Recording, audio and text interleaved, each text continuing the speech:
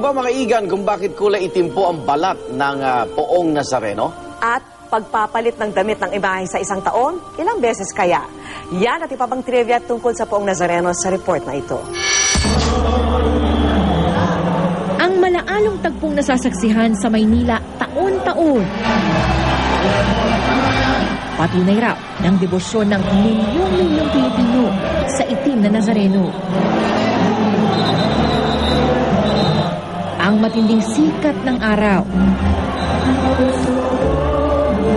at di mahulugang karayom na bulto ng tao. Sakripisyong handang ialay bilang pamamanata sa pag-asang magluluwal ito ng grasya at milagro. Yung presensya ng itim na Nazareno, kung ano yung sinisimbolo niya, no, yung passion, yung kamatayan ni Kristo, no, ay simbolo rin siya ng kwento ng mga tao, yung pakikibaka sa buhay at yung hahantungan ng lahat ng mga tao, yung kamatayan. Ang mga deboto, karaniwang nakikitang humahalik o nagpapahid ng panyo sa puon. Ang ilan, nakayapak pang sinusundan ang karosa. Ito ay mga instrumento ito para magkaroon ng connection. At instrumento ito na maring daluyan ng grasya ng Diyos. Basta ang mahalaga yung pananampalataya natin. 4 na siglo na ang nakararaan. Dinala ng mga Prailing Agustina ng itim na Nazareno mula Mexico. Naging itim daw ang balat nito matapos masunog ang sinasakyang barko. Pero ayon sa mismong kura paroko ng simbahan ng Quiapo, posible raw nagawa talaga sa tikot ang imahe. Isang uri ng kahoy na nagiging itim sa paglipas ng panahon. Milagroso rin daw ang pagkakaligtas nito mula sa mga sunog sa simbahan ng Quiapo noong 1791 at 1929. Malalakas sa lindol noong 1645 at 1863. At maging sa pinsalang dulot ng mga bomba noong World War II. Yung buhay ng mga Pilipino ay mahirap talaga. So, kinailangan nila ng kakapitan para magpatuloy. Siguro doon din may iugnay yung paglakas ng pananampalataya nila.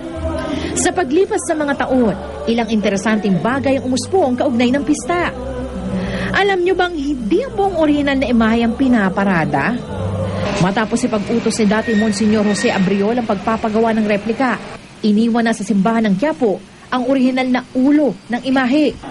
Tanging orihinal na katawan nito ang inililibot sa prosesyon tuwing pista. Maski hindi pista, tuloy-tuloy rin ang pag-aalaga ng mga deboto sa imahe. Katunayan, araw-araw itong pinupunasan ng langis at 7 beses taon-taon pinapalitan ng damit. Ang ibang deboto, nag-aalay pa ng kanilang buhok para gawing pilukan ng Nazareno. Milyong-milyong deboto, milyong-milyong muka ng pananampalataya. Pero higit daw sa haba ng prosesyon sa isang araw kada taon, ang kahalagahan ng kabutihan at pagkikipagkapwa-tao kahit hindi pista ng totoo. Ito ay nanggagaling sa kaloob-looban ng isang deboto na nais makiisa sa paghihirap at sakripisyo na ating Panginoon at nais magpasalamat sa kanyang mga biyaya. Kung tutuusin, ang sinasamba talaga ay hindi naman yung totem. No? Kung hindi, ang sineselebrate yung pagkakaisa, yung solidarity, o yung pagkakaisa ng mga mamamayan na tayong lahat ay nagsasakripisyo, tayong lahat ay nakakaranas ng hirap, at tayong lahat may aspirasyon na isalba natin ang ating mga sarili dito. Para sa saksi, Salima Rafran, nag-uula.